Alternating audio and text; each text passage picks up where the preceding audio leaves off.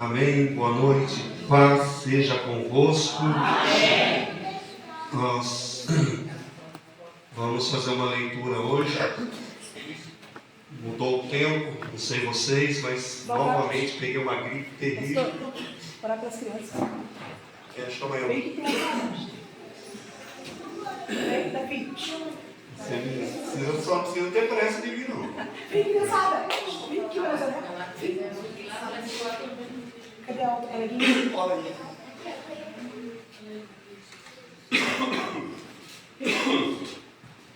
Vem. Vocês estão parecendo eu que tá velho?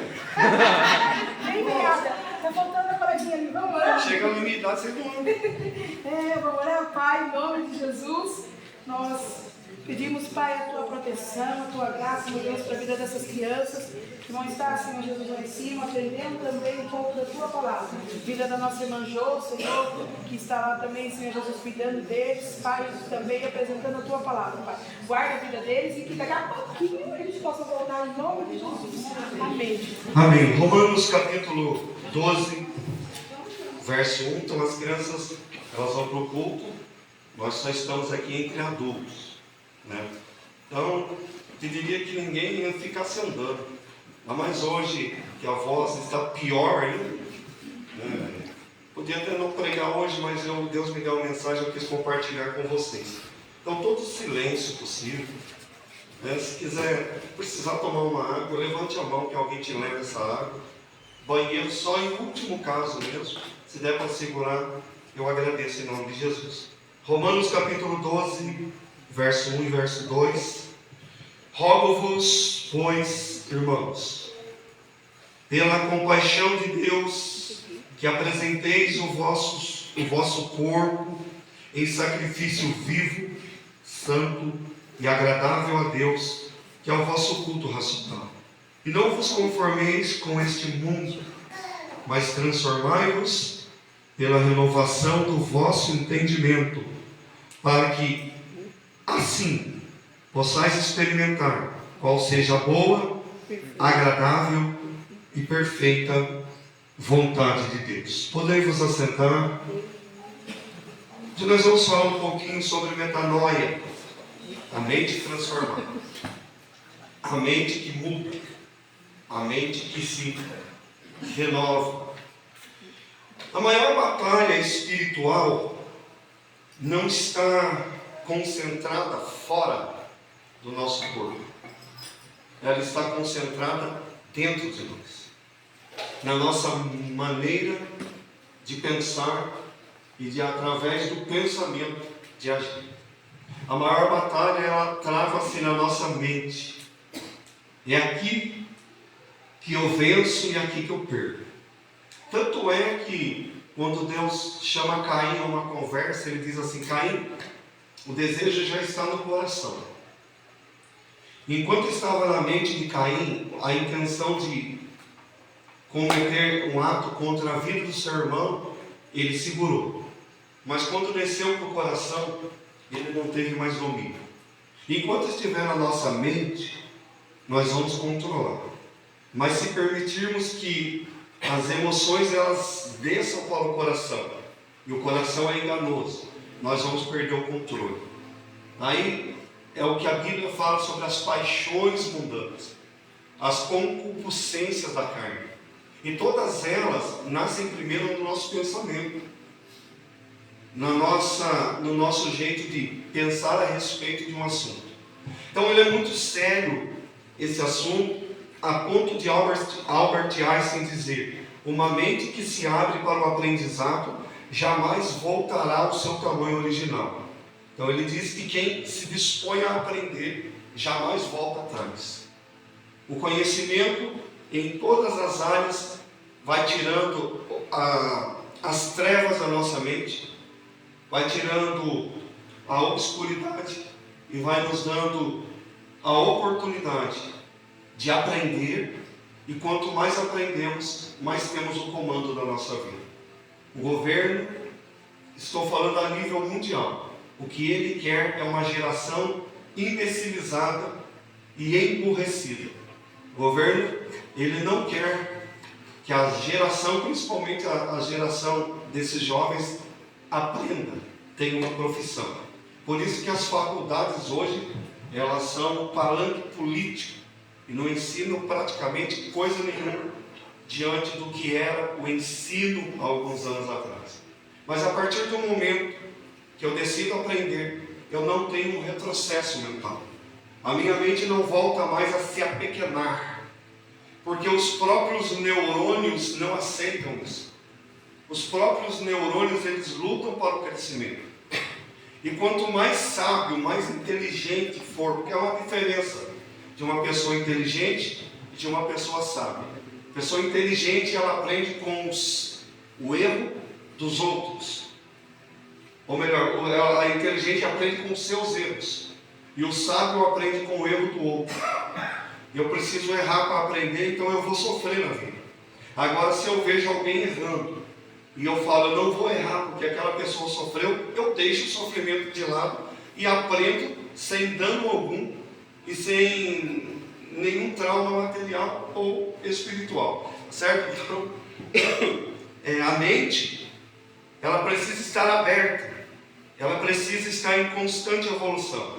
Aqui em Romanos, no texto que lemos, a palavra não sugere uma mudança, mas ela ordena uma mudança. Não está dizendo se você quiser ou se puder, mude a mente. Ela está ordenando, transformai-vos. Transformai-vos, nós não conseguimos nem encontrar um sujeito na frase. E não há nenhum sujeito oculto aqui na frase, para quem conhece a língua portuguesa. Transformai-vos, ela fala de gênero acima de um. Senão ele falava transforma-te. E o transforma-te já é direcionado a alguém. O transformai-vos é relacional a uma multidão. E quem é essa multidão? Se nós formos pegar o capítulo 12, versículo 1, ele começa assim: irmãos. Paulo está falando com a igreja. Ele não está falando para o ímpio. Porque a Bíblia diz que o inimigo tem obscurecido, entenebrecido a mente daqueles que estão lá fora.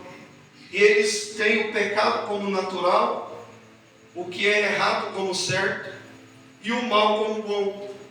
Então ele está falando para a igreja de Roma: irmãos, meus queridos, eu tenho visto que vocês estão tendo dificuldade em assimilar, em crescer. Aí olha o que ele diz: eu rogo-vos, eu peço de toda a alma, de todo o coração, pela compaixão, o versículo diz, pela compaixão de Deus, pelas misericórdias de Deus, que vocês apresentem o vosso corpo. Primeiro ele está falando da matéria, primeiro ele está falando do corpo. E olha como é completo esses dois versículos. Primeiro vocês apresentam o corpo, depois transformam a mente. Quando eu apresento o meu corpo, eu começo a tomar certas atitudes que antes eu não tomava. Peraí, beber faz mal, então eu vou cuidar do meu corpo. Por que primeiro ele fala o corpo? Porque a Bíblia é clara: não sabeis vós que sois o santuário do Espírito, que o vosso corpo é o santuário do Espírito e que ele habita em vós. Portanto, quem destruir o corpo, que é templo do Espírito, Deus o destruirá. Quando ele fala do corpo, ele está falando da morada do Altíssimo. Nós, como morada do Altíssimo, não nos cabe certas atitudes e pensamentos. Não nos cabe certas atitudes irracionais. Apesar de nós não cabe, porque nós somos seres racionais. Que é um ser racional, é um ser que pensa antes de agir. Quem age sem pensar torna-se semelhante a um ser irracional, a um cavalo, a um gato, a uma pulga, a uma barata. Um ser irracional, não tem a racionalidade para poder tomar uma decisão. Uma gata, quando ela está com sua cria, principalmente se ela for de rua, quem chegar perto ela avança, no intuito de proteger a sua cria. Isso aí é uma irracionalidade, ela está agindo é um impulso. É um impulso de defesa. É um impulso de defender. Isso se faz irracionalmente. Quem age por impulso não pensa. E quem pensa, age no tempo certo, no momento exato. Para que apresenteis os vossos corpos como sacrifício. Sacrifício era algo que no tabernáculo, no Antigo Testamento, quando o povo saiu do Egito, era estabelecido sacrifício para cobrir pecados, sacrifício de arrependimento, o sacrifício pela culpa. Vocês têm que apresentar o corpo em sacrifício. Sacrifício é algo que foge do meu controle. Ele nunca disse que seria fácil, mas ele disse que é possível. Então vocês apresentem o corpo em sacrifício vivo, testemunhando, dando testemunho, santo, separado. O nosso corpo é separado para Deus. Se é separado para Deus, nós não podemos colocá-lo à disposição dos prazeres da carne. Nós sempre vamos ensinar. Dia 14 nós vamos ter um encontro de casais, onde nós vamos falar mais plenamente, mas nós sempre vamos ensinar sobre os relacionamentos do corpo, os prazeres do corpo. Deus deixou alguns prazeres para o corpo. Deus permitiu algumas coisas. O Salomão, ele falou por algumas vezes: goza a vida com a mulher que você ama. Então Deus permitiu o relacionamento, Deus permitiu que as relações, não apenas conjugal, mas as relações de amizade, as relações de compromissos, elas pudessem existir, confiança, mas tudo isso precisa passar pelo crivo da santidade. Eu não posso fazer uma aliança com um traficante para abrir uma empresa, porque o dia que a Polícia Federal vier atrás por lavagem de dinheiro, eu também vou preso. Mas eu não sabia, não importa. Eu não posso emprestar o meu nome para qualquer um. Vocês acham que se a pessoa não cuidou do nome dele, vai cuidar do seu? Ah, mas é meu amigo. Que seja seu amigo, continue sendo amigo. Porque se você emprestar o nome, o cartão, não vai pagar, você vai ter uma dívida, vai ter um nome sujo e vai perder um amigo, que nunca mais ele vai olhar para a sua cara. Isso fala de coisas racionais. Fala de coisas que purificam. E aqui ele começa, depois no versículo 2, transformai-vos pela renovação do vosso entendimento. Não se amolde a esse sistema. Quando ele diz transformai-vos pela renovação da vossa mente, ele está dizendo que nós não podemos pensar segundo o mundo. Se vocês lerem comigo o versículo 2, ele diz: e não vos conformeis com este mundo. Mas o que é o mundo? O que ele quer dizer com o mundo? Ele está falando de um sistema. De um sistema que domina. Nós temos vários exemplos. Um jogador de futebol da Copa de 70, Gerson, ele criou uma tese, a lei de Gerson, que nós temos que levar vantagem em tudo. Então, se ele tiver que ludibriar o juiz para um gol, uma falta, está tudo valendo. Se eu tiver que enganar alguém para me dar bem na vida, ótimo, isso é a lei de Gerson. Só que eu me esqueço de uma outra lei, que o próprio apóstolo Paulo falou, que é a lei da semeadura. O que o homem plantar, ele colherá. Tudo que eu faço hoje, e se eu planto uma semente de uva, eu não colho uma única uva. De uma semente vem uma parreira e eu colho muitos cachos de uva. O plantio é opcional e é unitário, mas a colheita é obrigatória e é quantitativa. Então, se eu planto uma semente de feijão, eu vou colher várias sementes de feijão. A colheita sempre é maior do que o plantio, tanto para bem quanto para mal, tanto para o bom solo quanto para o mau solo. Então aqui ele está dizendo: não vos conformeis com esse sistema, não se amolde a esse sistema. É um modelo em que os valores são líquidos e as verdades são abstratas. Por que valores líquidos? Valor líquido é aquele que escapa da mão, tenta segurar a água na mão. Valor líquido porque escapa, valor não tem mais a moral a ética, os bons costumes, o valor de respeitar a família, o valor de respeitar a sociedade. Nem uma matéria importantíssima se tem mais nas escolas, chamada Educação Moral Cívica, onde toda sexta-feira nós parávamos do menor para o maior, diante da bandeira desse país, e cantávamos o hino nacional. Não, pega aí os 10 jovens e pede para eles cantar o hino nacional. Ninguém sabe. E o hino da pátria? E o hino da bandeira? E o hino da independência? Vocês sabem? Então, esses hinos todos eu tenho noção deles. Tem gente que não conhece nem o hino nacional. Cadê o civismo? Porque não é porque eu sou do céu que eu não tenho que ter respeito com as leis da terra onde eu estou morando. Civismo fala em respeitar o espaço do irmão. Como que eu posso erguer o som no último, se do meu lado tem alguém doente, se recuperando de uma cirurgia? Como que eu posso desrespeitar as leis? A falta de civismo nos faz andar em uma via de 100 a 150 por hora. Aí bate o carro, morre, perdeu a salvação, porque desrespeitou uma lei. Ele não se amoldou a um sistema do céu que é a obediência acima de todas as coisas. Não se amoldem ao modelo em que vocês estão vendo, onde os valores são líquidos, onde a verdade é abstrata. A verdade para um pode não ser para o outro. Não existe isso. Não existe meia-verdade. A verdade ela é em totalidade. A verdade ela se apresenta a nós como uma forma de nos preservar, de nos transformar. Quem vive uma mentira não chega a lugar nenhum. Tem pessoas que são tão mentirosas que elas contam uma mentira e acreditam na mentira que elas estão contando. A própria pessoa se engana. Porque esse é o sistema de corrupção, de dar golpes, o sistema de comprar e não pagar, o sistema de mentir, porque uma mentirinha não tem nada a ver. A Bíblia diz assim, que a mentira pertence ao diabo. E quem mente, seja pequena, média ou grande, se torna a essência de Satanás. E eu passo a ter a fisionomia satânica em minha vida.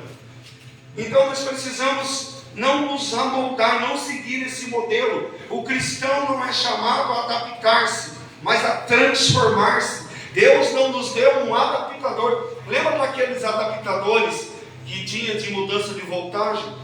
Eu tenho uma geladeira 220 e aqui é 110. Você comprava um transformador, punha um fio nele, puxava na geladeira, já estava mudada a voltagem.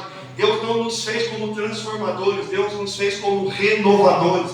Nós precisamos renovar. Renovar quer dizer fazer novo a cada dia. Porque se eu me torno novo a cada dia, eu vou deixar de lado a abstratidade da vida e vou passar a viver sempre na racionalidade, sabendo que os meus atos e as minhas palavras, elas vão trazer para mim colheitas, sejam boas ou ruins. Então não tem que ser adaptado, eu tenho que ser transformado. A Bíblia fala lá em 1 João capítulo 2, versículo 15. 1 João capítulo 2, versículo 15 diz assim: não ameis o mundo, nem o que o mundo há. Se alguém ama o mundo, o amor do Pai não está nele. Amar o mundo é viver no sistema do mundo, é achar vantagem nesse sistema. É uma coisa muito séria, meu irmão.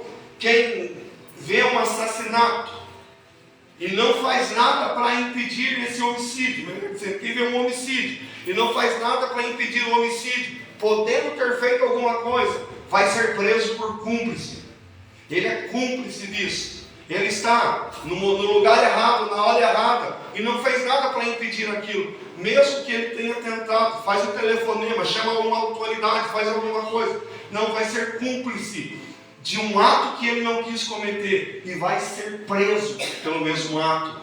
Quando eu estou falando do mundo e Jesus está falando, e eu concordo com as coisas que o mundo concorda, eu estou sendo cúmplice. Um dia 2 mulheres postaram uma foto que se uniram, e muitos cristãos dizendo: Deus abençoe essa união. Deus não abençoa relacionamento que não seja homem e mulher. Eu não tenho nada contra decisões, as pessoas decidem a vida que querem ter, mas eu sou contra o pecado, porque a Bíblia é contra Como que você, sendo cristão, pega na mão de pessoas que estão cometendo pecado e ainda abençoa no nome de Deus? Sabe uma coisa? As pessoas se casam e os padrinhos são amigados, ou são solteiros, ou são duplas, porque a palavra casal, ela vem de acasalar. Um casal é que se acasala para o bem da reprodutividade. Eles estão reproduzindo, eles estão cumprindo uma ordem. Então não há casal de duas pessoas do mesmo sexo. A dupla. Casal é um homem e uma mulher, com o propósito de ampliar-se através de uma criança. Quando você for casar, pode ser seu melhor amigo, mas se a pessoa não é casada, não traga para ser o seu padrinho, porque padrinho quer dizer pequeno pai, é aquele que pode se intrometer no casamento. E como que uma pessoa que não é casada não tem casamento? Como que uma dupla do mesmo sexo entende casamento? Igual apresentar uma criança, traz as testemunhas, que podem ser os padrinhos daquela criança, são os pequenos pais, eles vão ensinar aquela criança. Aí você traz testemunho de 2 drogados, o que ele vai poder ensinar para uma criança? Esse é o sistema. Não, fulano rouba, mas ele faz. Então eu vou roubar o seu carro e te dou uma carona. Não é rouba e faz? Rouba o seu carro e te dou uma carona toda vez. Isso é crime. E outra coisa, até no voto, sabe o que significa a palavra voto? Aliança. Quando eu voto em quem defende o aborto, eu também estou defendendo. Quando eu voto em quem defende a legalização de drogas, eu também estou defendendo. Eu estou dando apoio a ele através do meu voto, para que a pessoa entre e coloque aquilo em jogo. Para cada criança que morre através disso, o sangue será cobrado na mão daquele que votou, permitindo que isso acontecesse. E é muito sério.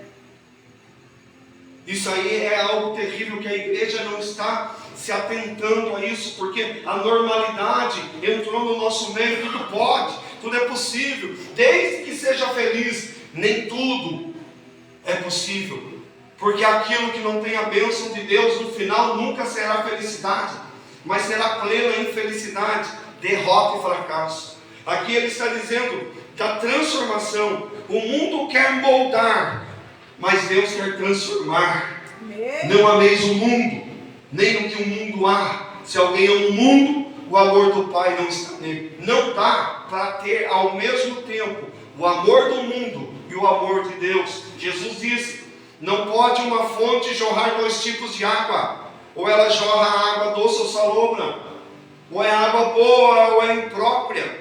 Não tem como da mesma fonte sair uma água boa e uma água imprópria, a não ser que o cano estoure no meio do caminho, ela pegue as impurezas. Nós precisamos estar transformados para que o Evangelho tenha credibilidade. E a credibilidade do Evangelho resultará na salvação de mais um que está indo para o inferno. E ao olhar para a nossa vida, se rende ao amor do Senhor e se transforma pela presença dele. Bem, então aqui, nesse primeiro tópico, não se amolde ao sistema. Segundo, o perigo de um amoldamento. O termo usado na Bíblia, no original grego, é cis-remotizo. É igual Michael Schumacher no alemão, como no grego. O SCH, ele tem um som de como se estivesse limpando a garganta. Michael Schumacher.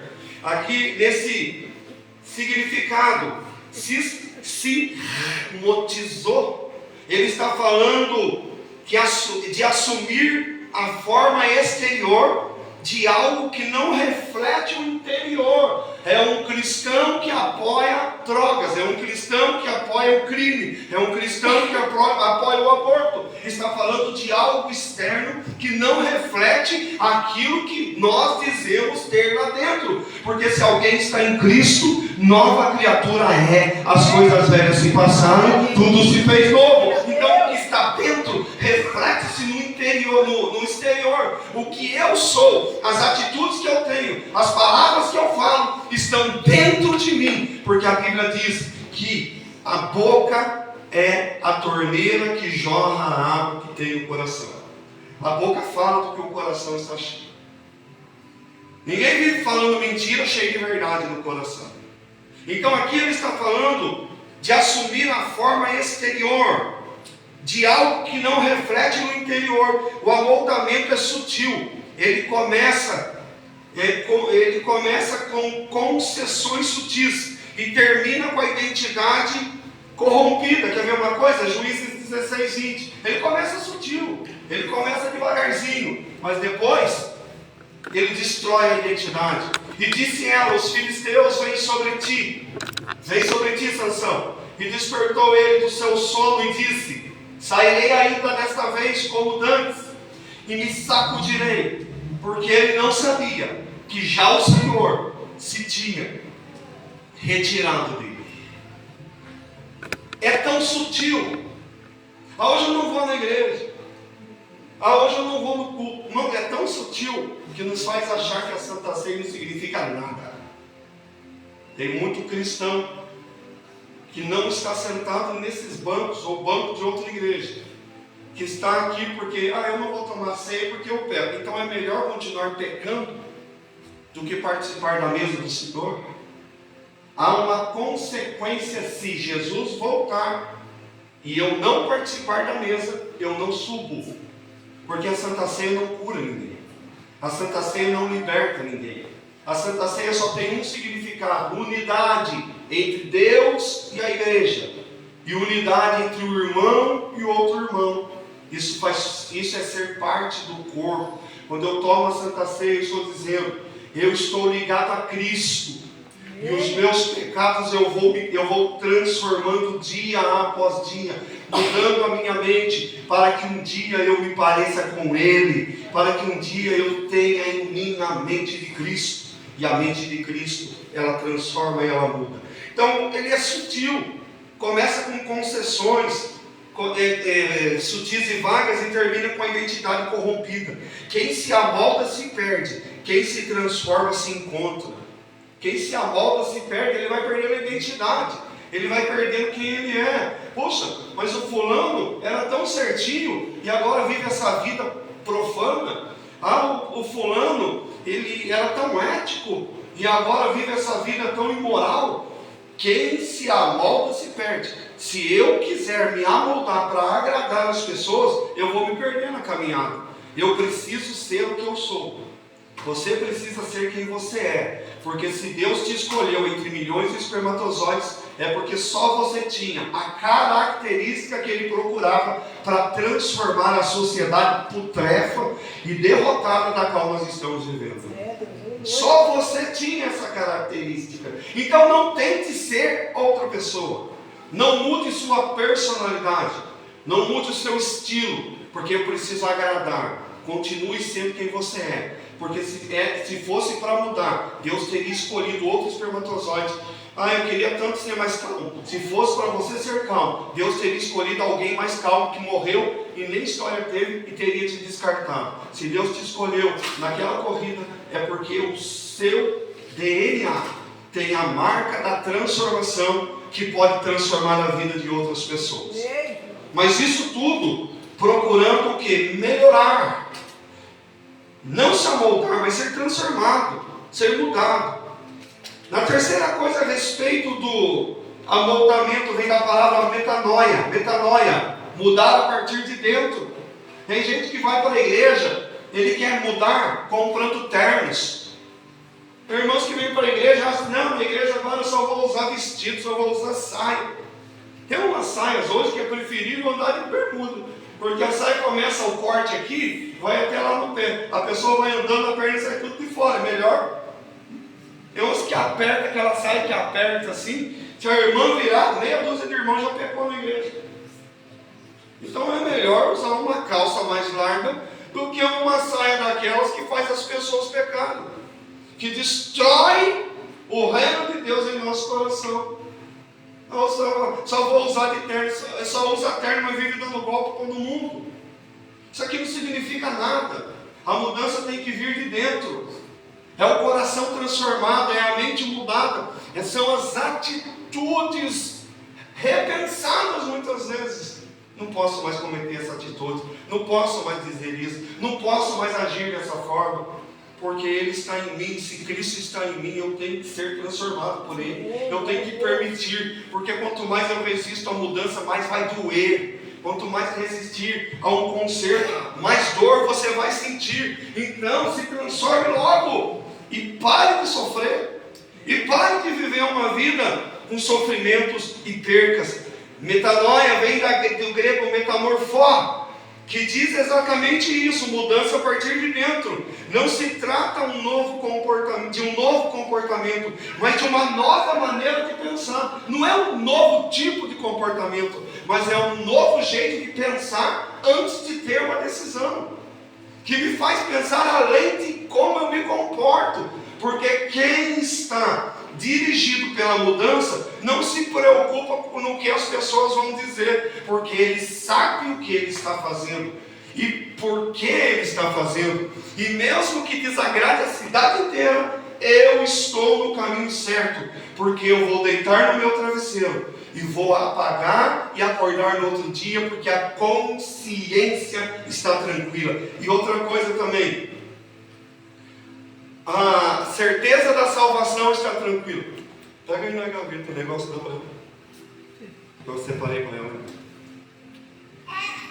É um presentinho para ela. Microfone? É, qualquer um no microfone. Então, queridos, é a certeza. Puxa, na minha casa todo mundo bebe, quando eu vou, eu não bebo, eles falam que eu sou quadrado. Você é diferente. Você não precisa ser igual a todo mundo. A minha mãe sempre dizia, você não é igual a todo mundo. A mãe de alguém também falava isso. Todo mundo faz, mas você não é todo mundo. Já escutou isso da sua mãe? É porque todo mundo faz, então eu vou fazer. Agora está uma modinha esse negócio eu nasci num corpo que eu acho que não é o meu. E tem gente que está tendo a dúvida, será que eu sou? Será que eu não sou? Será que eu vou? Será que eu não vou? Para com isso. Nós precisamos ter a certeza de quem somos. Deus não se errou quando Ele fez um homem. E Deus também não errou quando Ele fez a mulher. Que Deus falou, nossa, errei, era para ter sido homem, mudei tudo. Não. Deus não errou. Deus não errou quando abençoou seu casamento. Deus não errou quando te deu seus filhos. Deus não errou quando Ele te confiou a propriedade que você tem. Se Deus deu tudo isso, é porque Ele confia que você é capaz de fazer com que essas coisas andem, com que essas coisas progridam, com que os seus filhos sejam bem resolvidos. Deus te confiou coisas porque você é capaz. E Ele viu essa capacidade em você. Agora pare de se auto-julgar dizendo que você não é ninguém, que ninguém gosta de você. Primeiro, eu não preciso que ninguém goste de mim. Eu primeiro preciso me amar. E se você não se ama, você sempre vai ter a certeza que ninguém se ama. E se você é casado, quem tem que te amar é o seu cônjuge. Não precisa, será que a igreja vai gostar de mim? Não precisa. Eu sei que eu sou casado. O meu cônjuge gosta de mim. O meu cônjuge me ama. Não importa se a igreja vai me amar. O importante é que a igreja seja salva. O importante é que a igreja seja liberta. O importante é que a igreja cresça. Que as bênçãos te alcancem. Que as misericórdias se renovem sobre a sua vida. Porque se as misericórdias se renovarem, a mente muda, o coração muda, os passos mudam, a boca muda, o olhar muda, as decisões mudam. Tudo passa por uma mudança de mente. Uma mudança de transformação. Então, não é uma nova postura, um novo comportamento.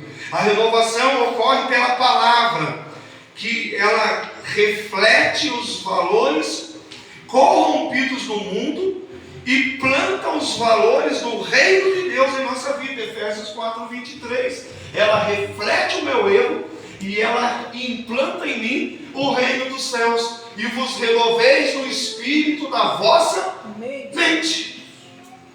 Espírito fala em letra minúscula, fala do ar, do sopro, de quem somos. Espírito em letra maiúscula fala do Espírito Santo. Então ele está dizendo, você precisa querer mudar. Está escrito ali, renoveis no espírito da vossa mente. Você decide se vai mudar ou não. Tinha um programa chamado Linha Direta, falecido Marcelo Rezende apresentava, e tinha duas histórias. E ele falava, agora você vai escolher o final. Você decide. Aí as pessoas ligavam e decidiam o final daquela história. Você decide. A que voz escutar. Você decide a que lugar vai querer entrar pós-morte. Porque certamente nós morreremos. Agora ficou uma onda aqui. Pode reparar, todo dia morre um. Todo dia está morrendo um. E quem sabe a nossa vez na fila está chegando e a gente não sabe? Porque tem uma fila. Nessa fila ninguém corta. Nessa fila não passa a vez. Se fosse para passar a vez, todo mundo queria passar. Não pode ir na minha frente. Não, essa fila não. Chegou, chegou. Não, mas eu não fiz isso ainda. Não fez porque eu não quis. Você teve chance, oportunidade. Ninguém parte desse mundo sem ter a oportunidade de mudança. Ninguém parte desse mundo sem ter a oportunidade de ser feliz. Ninguém parte desse mundo sem ter a oportunidade de ser útil a esse mundo. Se eu não aproveitei, é porque eu não sabia o que significava realmente aproveitar a vida. E aproveitar a vida não é se divertir. Aproveitar a vida é estar protegido. Que a qualquer momento eu vou prestar contas ao meu Deus. Mas não é conta simplesmente do que eu era. Conta de por que eu não aceitei. Por que eu não quis. Porque Jesus está à disposição. Quer aceitar Jesus? Não, eu não quero. Por que não quis? Nós vamos ter que dizer isso diante do tribunal. Por que você não quis? É porque, não sei. Eu tinha uma religião. Porque os meus amigos iriam zombar de mim. Porque minha mãe não ia concordar. Minha família era católica, roxa. O que eu ia dizer? Esses porquês não servirão de explicação, mas de condenação. Porque hoje é decisão. Naquele dia é premiação. Então nós precisamos estar muito atentos à transformação da mente. Porque agora esses valores do reino precisam ser plantados dentro de nós. Quarta coisa, a mente transformada experimenta o melhor de Deus. Ela me permite discernir a vontade divina. Não há dúvida do que Ele quer, não me restando outra alternativa a não ser obedecer. Não há dúvida do que Deus quer conosco. Não há dúvida do que Ele quer fazer em nossa vida. Só nos resta obedecer. Não tem como questionar a Bíblia. Tentar moldar a Bíblia ao meu estilo de vida. Tentar achar, diferente das leis do Brasil, que sempre tem a lei, mas você sempre encontra uma fuguinha na lei. Advogado sabe disso. Sempre se encontra uma saída na lei. A lei de Deus não. A lei de Deus não tem subterfúgios. Já foi assim nos 10 mandamentos. Eram 10 mandamentos. Não matarás, mas e se matar? Não roubarás, mas e se roubar? Aí começou dos 10 mandamentos, surgiram mais 635 mandamentos. Não cobice, mas se cobiçar, faça isso. Mas se não fizer isso, e se não conseguir fazer isso, faça isso. De 10, surgiram 635 ramificações dos 10 mandamentos. Mostram o quanto a sociedade, a humanidade é falha em ter a sua vida em relação com Deus. Mas agora não tem mais. Porque as leis de Cristo, elas são o inverso da nossa. O menor, o maior, quer ser maior? Seja o menor. Quer ser o primeiro? Seja o último. Quer ser notável? Seja como uma criança. A lei de Cristo é perdendo que eu me encontro. Diferente da lei do mundo, que é levando vantagem para obter recursos. Então nós precisamos ter essa mente transformada para experimentar. E quando nós experimentamos a vontade de Deus e entendemos a vontade de Deus, não nos cabe outra alternativa a não ser obedecê-la. Não há dúvida do que Ele quer. Eu não tenho dúvida do que ele está falando. Eu não tenho dúvida de que ele está incomodando. Porque de uma forma ou de outra, Deus está nos incomodando para que alguma coisa em nós seja mudada. E não adianta resistir a isso.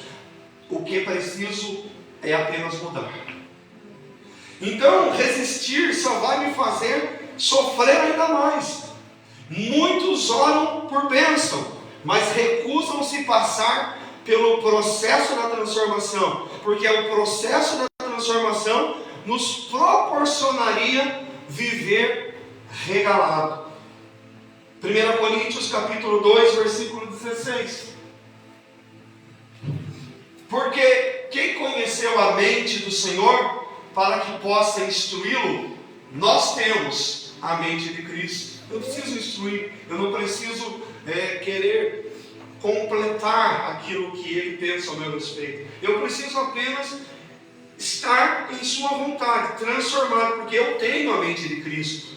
A mente transformada é a plataforma onde o favor de Deus é ativado. Quando eu transformo a mente, Deus ativa na minha mente o favor dele. Irmãos, quantas vezes você vai ouvir assim, tem gente que fala, eu escutei Deus falando, como é que ele falou comigo? Ó, meu filho, não entre aí. Deus não fala assim. Sabe como o Espírito Santo fala na nossa mente? Eu não vou por aqui. Eu não vou fazer isso. Eu não vou tomar essa decisão. O Espírito Santo nunca fala na terceira pessoa, ele fala na primeira. Eu não vou. Você está pensando que é você que está falando, mas na verdade ele está soprando na sua mente. Não faça isso. Aí você vai dizer assim, eu não vou fazer isso. Por que você não fez? Porque o Espírito falou. Ele nunca vai falar, não faça isso, meu filho. Eu não quero que você faça isso. Ele vai usar a sua mente, o seu raciocínio para você falar contigo, dirigido por ele. Não vou tomar essa atitude. Eu não vou entrar nessa rua, eu não vou pegar essa estrada, aí eu não vou acordar tão cedo, eu ia viajar cedinho, mas eu vou dormir mais um pouquinho. Aí você, quando vai pegar a estrada, aconteceu um acidente terrível, e você estaria no meio daquele acidente, se tivesse saído momentos antes, e você disse, eu não vou agora não, eu vou um pouquinho mais tarde. Foi o Espírito Santo que disse, mas o Espírito Santo ele sempre fala, eu não vou, porque ele não se intromete na sua decisão. E quando você pensa, eu não vou fazer isso, e você acaba não fazendo, e é livre de uma situação, foi ele que falou contigo. Então não espere ele falar na terceira pessoa, não espere ele usar ele para falar contigo. Ele está usando a sua vida para falar contigo. Puxa, estou me sentindo tão triste a respeito dessa situação. Ele está falando contigo, ele está dizendo que ele está triste a respeito dessa situação, mas ele está falando contigo na primeira pessoa, para que você entenda que desejo de ser transformado parte de você, não dele. É você e eu que temos que decidir mudar, porque ele apenas orienta, mas agora escolher pela orientação, isso depende do ser humano. Se eu não quero mudar, ele não vai me mudar, porque ele não muda quem não quer mudança, ele não transforma quem não quer ser transformado. E Deus, é o próximo tópico aqui, não transforma quem não permite a mudança. Eu não posso continuar a viver como ímpio. Gálatas 6,14 está dizendo a respeito disso. Mas longe esteja de mim gloriar-me, a não ser na cruz do nosso Senhor Jesus Cristo, pelo qual o mundo está crucificado para mim, e eu para o mundo. Em Cristo, eu estou morto para o mundo, e o mundo está morto para mim. Com todo respeito, pessoal, meus amados irmãos, é saber tomar a decisão certa, na hora do churrasco ou do culto, da festa ou do culto, na hora da viagem ou do culto. Por mais que vá me alegrar, mas vai alegrar o Espírito Santo? O Espírito Santo vai ficar alegre com essa decisão que eu vou tomar? Mas eu estarei feliz se eu tomar essa decisão. E ele vai estar feliz? Ele aprova? Mas se eu não tomar essa decisão, depois eu vou ter que esperar um pouco mais para poder agir, porque senão o banco não vai. Mas será que ele não está te livrando de entrar numa dívida? Será que ele não está dizendo, espera mais um pouquinho? Definharam os nossos aposentados. Agora não tem outra situação a não ser devolver aquilo que tomaram deles, e todos vão receber. Não é melhor esperar mais um pouquinho? Porque a solução vem de onde nós menos imaginamos. Não é na nossa força, não é subsequente à nossa capacidade intelectual, não diz respeito ao meu posicionamento diante se eu me expresso bem ou não, se a eloquência ela está afinada ou não, se a dinâmica, a persuasão e a oratória estão de acordo. Nada disso. A única coisa que interessa é se ele vai se alegrar com a decisão que eu tomar. Não podemos nos amoldar ao mundo. Outra coisa, seja o seu sim, sim. Não, não. Falou sim, é sim. Deu uma palavra, cumpra a palavra. Agora falou não, é não. E as pessoas têm a tendência a falar sim. Sim é uma palavra tão xoxa. Pode ver, principalmente. Pense assim, nós não temos. Agora, imagine-se assim, depois repreenda. Fala assim, eu não tenho nenhum dente na boca. Agora fala sim. Fala. Sim. Como se você não tivesse nenhum dente na boca. Sim. Agora fala não, como se não tivesse nenhum dente na boca. Não. O não enche a boca. Por que o não enche a boca? Porque o não te livra de acidentes, de ciladas, de perigo, de falsos amigos. O não te livra de coisas que você teria lá na frente. Você tem que aprender a dizer não. Tem que aprender a dizer não para o filho. Tem que aprender a dizer não para o seu amigo. Tem que aprender a dizer não quando for necessário. Não importa se a pessoa vai gostar ou não. Não. Não é tão bom que você pega a boca, você abre a boca, você traz ele de fora para dentro. Não. Sim. Ele dentro para fora vem xoxo. Então, o não te livra. Eu não posso continuar a viver como um ímpio, porque o mundo está morto para mim, e eu estou morto para o mundo. O céu não é para quem segue tendência, mas para quem rompe com as tendências. O céu não é para quem segue tendências, tendência de moda, tendência disso, tendência daquilo, tendência de coach, mas quem rompe com as tendências. Tiago 4,4, olha que palavra forte. Olha que palavra forte Tiago usou. Adúlteros e adúlteras, não sabei vós que a amizade do mundo é inimizade contra Deus? Portanto, qualquer que quiser ser amigo do mundo, constitui-se inimigo de Deus. A palavra adúltero quer dizer corrompido, corrompida e corrompido. Vocês não podem ser amigo do mundo, porque a amizade do mundo é inimizade para Deus. Tem coisas que eles podem fazer, nós não. Eles podem trair, nós não. Eles podem mentir, nós não. Eles podem beber, nós não. Eles podem fingir, nós não. A amizade do mundo é inimizade contra Deus. A liberalidade sexual. Você está vendo uma reportagem de uma menina de 9 anos que engravidou. 9 anos. Mas nem está preparada para brincar nem com o bebê reborn, né? Uma porque não tem dinheiro para comprar. E outra porque não tem estrutura. Grávida 9 anos. Primeiro, o útero não está pronto ainda. Vai sofrer no parto. Por isso que muitas adolescentes perdem a vida. Eclâmpsia, pré-eclâmpsia e outras coisas que não, porque o corpo não está preparado. Os próprios pais permitem que o namorado durma na casa junto com a namorada. Em casa a namorada não entrava nem dentro. Ah, está namorando, beleza, prazer, Deus te abençoe, eu vou entrar. Aí fora. Quando casar, você entra para dentro de casa. Eu não sei quem você, não sei se você vai casar. Você não é minha família. Fica aí fora, porque quando casar eu te recebo dentro de casa. Tem gente que já começa o filho a namorar, já bota a menina para dormir na cama do filho. Se marcar, deixa o quarto de casal para o filho dormir com a menina e vai dormir na sala. E aí nós vamos ir para a igreja adorar a Deus e acha que ele recebe? Não recebe coisa nenhuma, gente.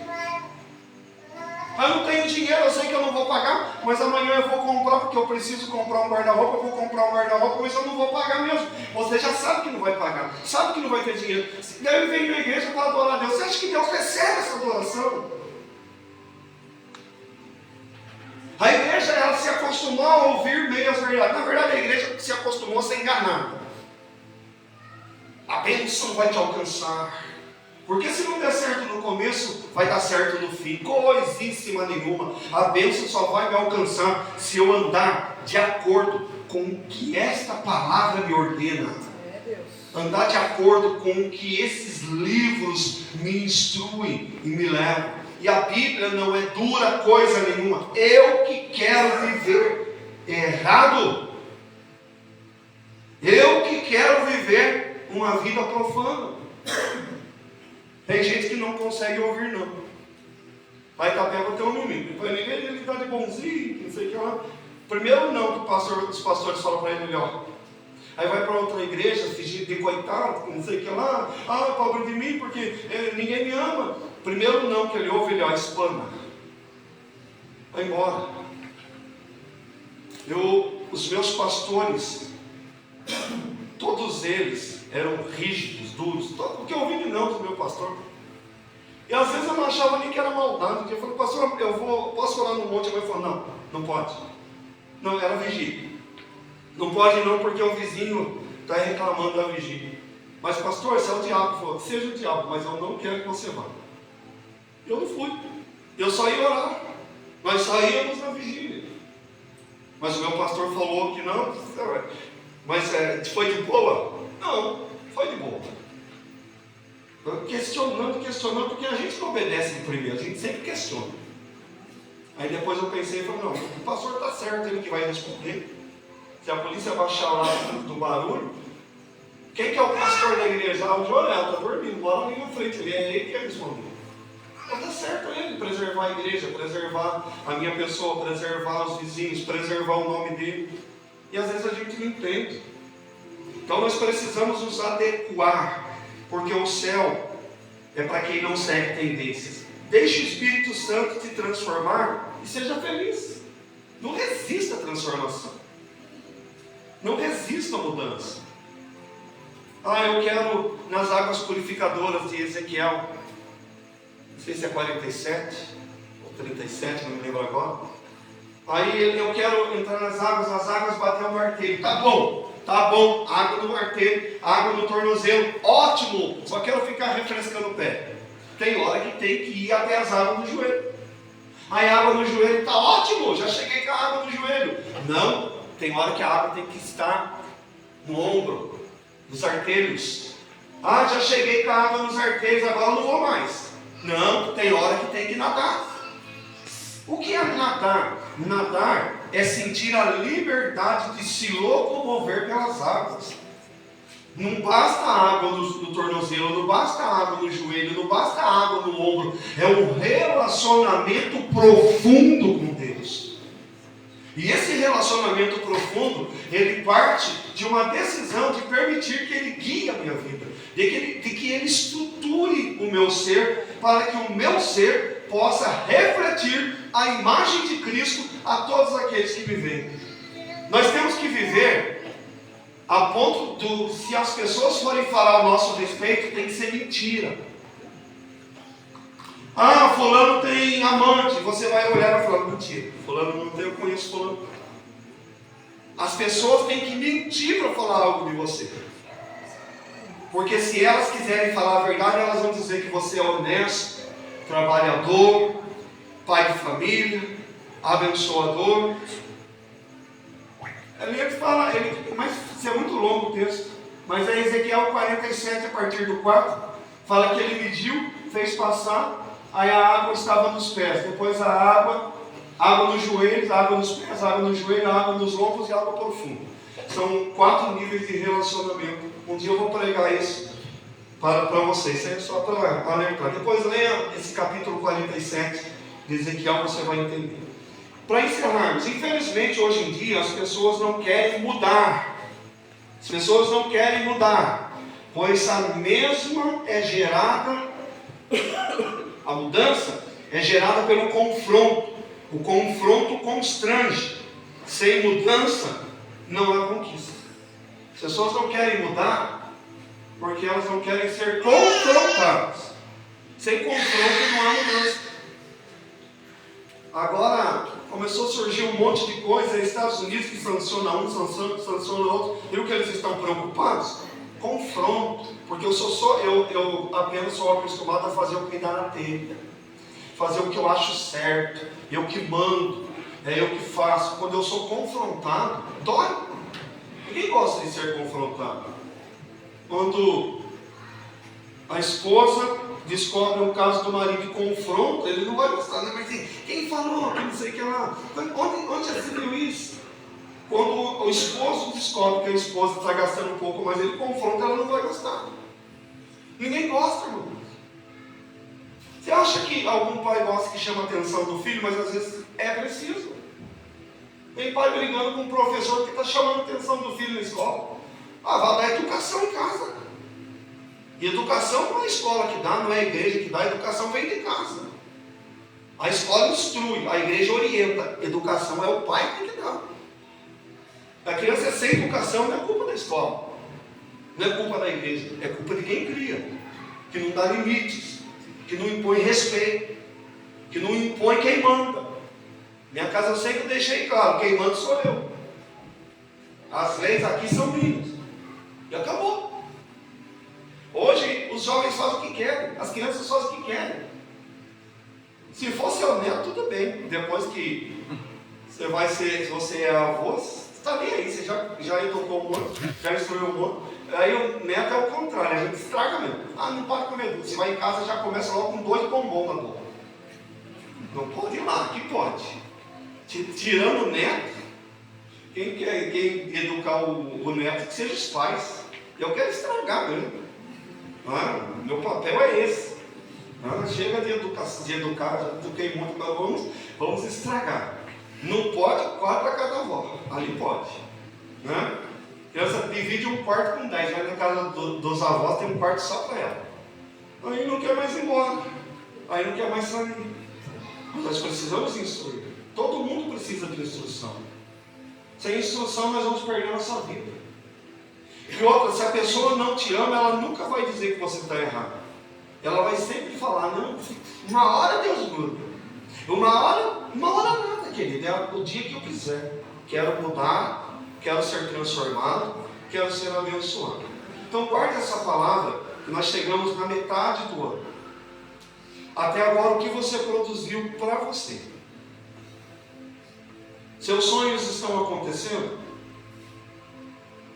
Todos os projetos do projeto de vida, dos quais você lutou, tornaram-se realidade?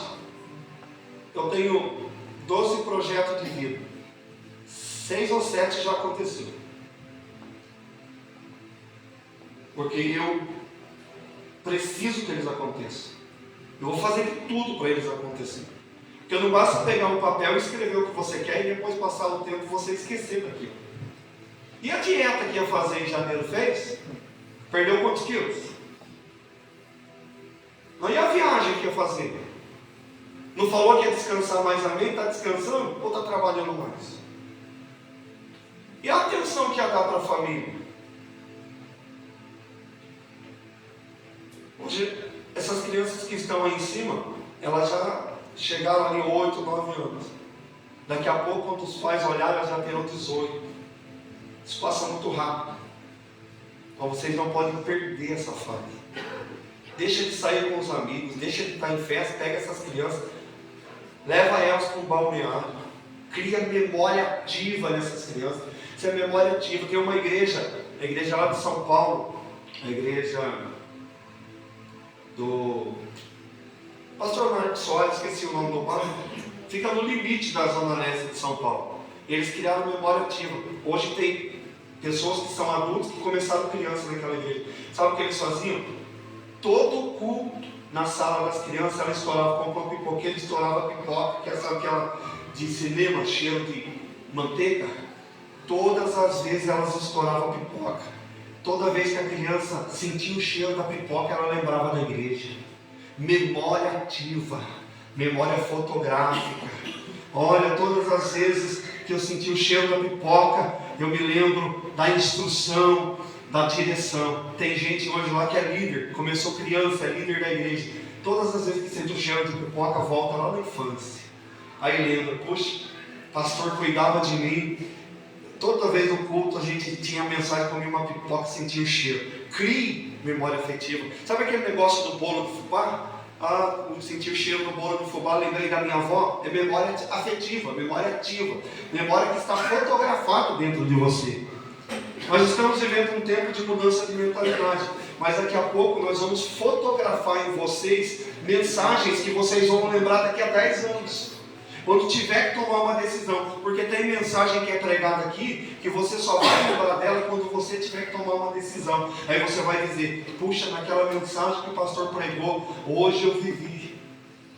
Porque se nós não aprendemos a tomar decisão, outros vão tomar decisão no nosso lugar. E quando a pessoa toma uma decisão por mim, nunca é a decisão que eu queria tomar. Mas é a decisão que o outro quer tomar, porque acha que daquela forma eu vou me adequar a ele. Então, nesta noite, que infelizmente hoje em dia as pessoas não querem mudar, porque a mudança é gerada pelo constrangimento, pelo confronto, mas não há outro jeito, outro estilo. Mude e seja feliz. Mas mude por você. Vou mudar para o pastor ver, não mude por você. Se não for por você, continue como está. Mas lembre-se disso. Diante de Deus você não vai poder dizer que não sabia. Diante de Deus você não vai poder dizer que nunca escutou. Porque naquele dia no telão vai ter essa pregação nessa noite. Ele vai dizer, lembra desse dia de Santa Ceia? Você ouviu sobre mudança. Você não mudou porque você não quis. Mas aí ele dá uma chance, aparta de mim maldito para o fogo eterno, que eu nunca te conheci, porque você não permitiu que eu te mudasse, você não permitiu que eu te transformasse.